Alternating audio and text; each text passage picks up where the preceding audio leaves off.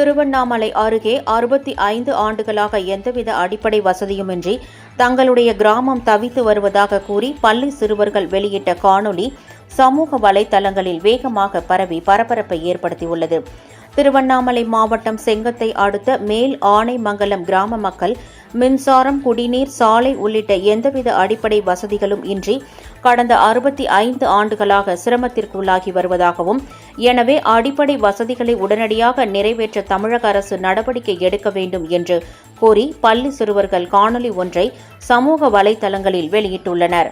இந்த காணொலி வேகமாக பரவி பரபரப்பை ஏற்படுத்தியுள்ளது. கிராமத்தின் அடிப்படை வசதிகளுக்காக குரல் எழுப்பியுள்ள மாணவர்களின் கோரிக்கைகளை சம்பந்தப்பட்ட துறை சார்ந்த அதிகாரிகள் நிறைவேற்ற வேண்டும் என்று சமூக ஆர்வலர்களும் கோரிக்கை விடுத்து வருகின்றனர்.